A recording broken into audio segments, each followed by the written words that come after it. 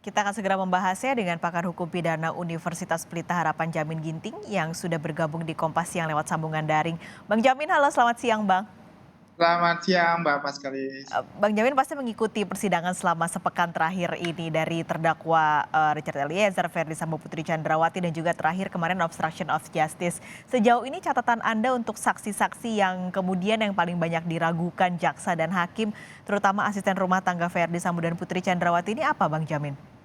Ya, jadi begini, khusus untuk ART, Kodir dan Susi, ini sangat riskan ya, dia dalam memberikan keterangan. Karena pertama, kedua ART ini kemungkinannya masih bekerja dengan terdakwa dan masih mendapatkan gaji atau penghasilan yang mungkin daripada terdakwa. Sehingga kemungkinan untuk diarahkan memberikan keterangan dan di bawah tekanan itu ada.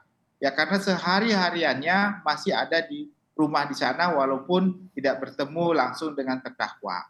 Nah, keadaan seperti ini akan menyulitkan bagi seorang saksi fakta yang melihat, mendengar, dan mengalami sendiri apabila mereka digiring untuk membuat suatu skenario lalu dimasukkan dalam pikiran mereka sehingga terbentuk mindset tersebut. Sehingga waktu mereka mau menyampaikan kesaksian, mereka terperangkap dengan mindset yang sudah ditanamkan dalam pikiran mereka. Sehingga kalau kita lihat, waktu mereka mau mengucapkan atau memberikan kesaksian atas pertanyaan, ada waktu delay untuk memikirkan kira-kira tepat tidak kalau saya mengucapkan ABC karena tidak sesuai dengan apa yang ada di mindset. Terus dicari lagi kalimat yang kira-kira cocok untuk disampaikan tetapi tidak bertentangan dengan mindset yang sudah ada di kepala tersebut.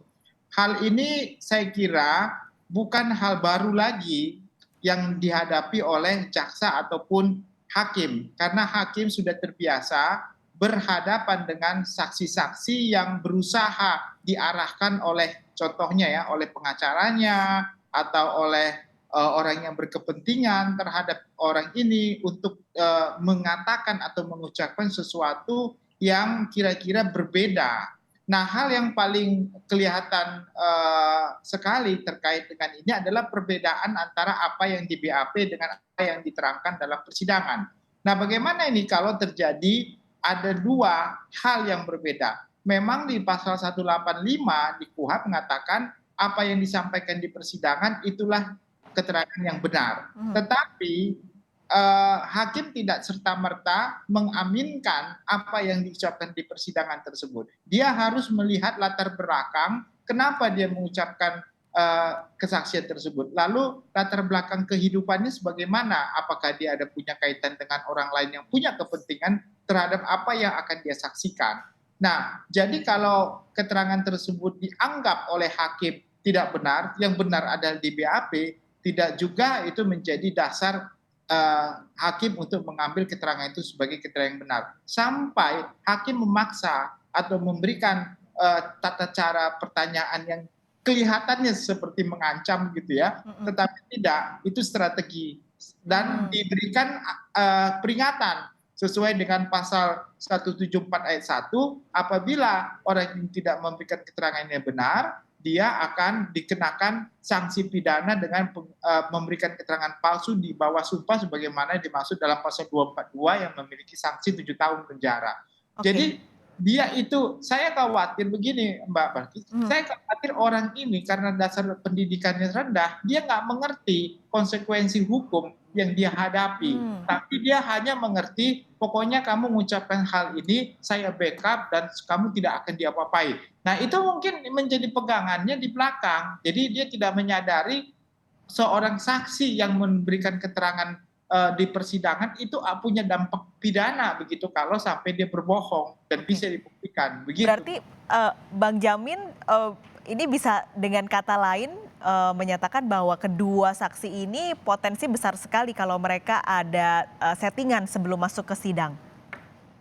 Bukan hanya saksi begini saja ya, saksi-saksi yang di persidangan kalau contohnya itu orang yang punya kedekatan dengan salah satu terdakwa atau orang lain yang punya kepentingan, biasanya mereka bertanya, kira-kira apa ya nanti yang saya akan memberikan kesaksian. Hmm, Tapi kalau kita benar, kalau orang yang benar tidak merekayasa, gampang sekali, Mbak Paskalis. Dia kan kalau dia saksi yang melihat, mendengar, dan mengalami.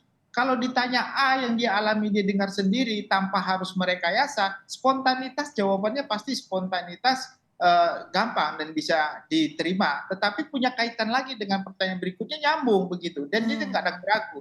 Tetapi kalau ditanya yang tidak ditanya dijawab, atau yang ditanya tetapi lambat memberikan respon dan berpikir panjang, nah ini juga menjadi dasar bagi hakim kemungkinan orang ini akan berbohong atau memberikan keterangan berbelit-belit begitu. Oke. Nah ini seperti itu gitu. Ini bisakah mereka akhirnya nanti bisa jadi tersangka karena memberi keterangan palsu? Syaratnya apa, Bang Jamin, sampai saksi ini bisa nanti malah menjadi tersangka begitu?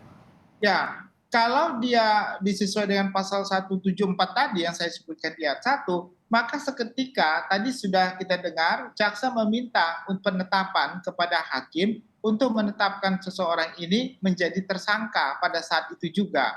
Nah, bisa saja hakim pada saat itu juga memerintahkan jaksa penuntut umum untuk menetapkan orang itu sebagai tersangka dan dia dimasukkan dalam penyidikan ya untuk membuktikan apakah orang ini bohong atau tidak. Hmm. Bisa juga itu setelah sidang ini, maka para pihak seperti contohnya kuasa hukum dari terdakwa yang merasa dirugikan ya atau pihak lain korban ya, contohnya korban dari pengacara Yosua melaporkan karena keterangan dia itu mengakibatkan kerugian bagi korban. Itu juga bisa diajukan laporan pidana kepada polisi dan polisi nanti langsung menyampaikan kepada jaksa. Tapi kalau dengan cepat seperti pasal 174 tadi ya langsung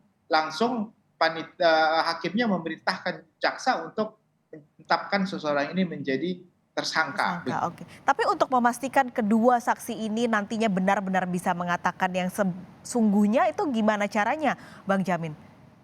Eh, ini banyak cara sebenarnya. Yang paling prinsip sebenarnya ini kan saksi penting, apalagi Susi ya, khusus Hmm. Susi karena dia tahu rentetan kejadian dari Magelang, Saguling dan Duren 3. Jadi saya kira harus ditempatkan dalam tempat khusus begitu supaya dia tidak bisa lagi dipengaruhi oleh Hmm. siapapun begitu. Jadi dia bisa dengan leluasa contohnya menerangkan ya di luar persidangan dan juga apa yang dia lihat, apa yang dia dengar gitu. Jadi kalau sampai dia bebas dan masih bekerja contohnya sampai saat ini di rumah majikannya yaitu FS dan PC, saya khawatir kejadian berulang lagi nanti akan terjadi waktu dia diperiksa untuk kasus yang lain ya Hmm. kan masih baru satu kasus Baradae ya, masih ada RR dan Mahfud juga Kuat Ma'ruf ya. Hmm. Ya, jadi saya kira harusnya hakim memerintahkan untuk dimasukkan dalam tempat khusus begitu.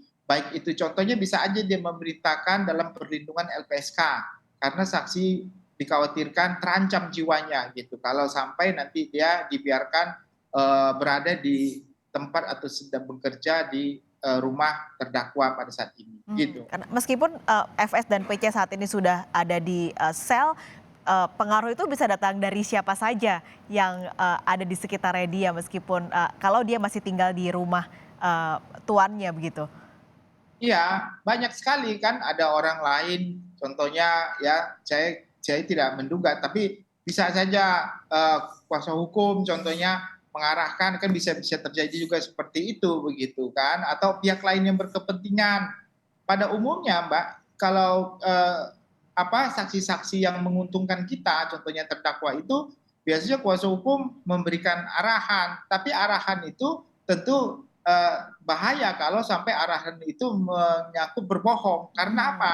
Kalau sampai diketahui pengacaranya memberikan keterangan yang supaya berbohong, itu masuk penyertaan jadinya. Pengacaranya masuk pasal 55, Hmm. menyuruh orang untuk melakukan suatu tindak pidana, yaitu memberikan keterangan palsu di dalam persidangan. Jadi itu resiko juga bagi pengacara sampai kalau sampai-sampai pengacara memberikan keterangan mengarahkan orang itu untuk berbohong. Itu nggak boleh dan bisa kena itu pengacaranya dengan pasal 55 begitu. Oke, Jadi tapi kalau misalnya Bang Jamin nanti kedua saksi ini tiba-tiba jadi tersangka karena memberikan keterangan palsu, ini nanti akan mempengaruhi jalannya persidangan nggak Bang Jamin? ya ada ketentuan mengatakan, tapi tidak selalu diambil seperti itu, harus diputuskan terlebih dahulu apakah orang ini bersalah atau tidak bersalah untuk memberikan keterangan palsu. Kalau dia bersalah berarti kan dia tidak bisa lagi diminta keterangannya karena dia sudah nyata-nyata melakukan suatu perbuatan keterangan palsu.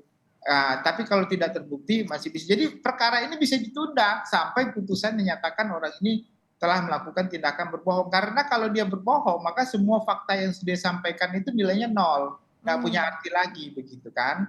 Jadi harus diperiksa terlebih dahulu, baru nanti perkara yang intinya dilanjutkan, begitu. Itu aturannya, begitu. Tapi bisa juga bersamaan, ya paralel juga bisa sebelum putusan akhir. Baik, terima kasih Bang Jamin Ginting sudah bergabung di Kompas Siang hari ini, memberikan informasi soal saksi-saksi yang kita akan lihat nih di persidangan setelah ini bagaimana untuk saksi-saksi selanjutnya. Terima kasih Bang Jamin Ginting, pakar hukum pidana Universitas Pelita Harapan sudah bergabung di Kompas Siang, sehat selalu.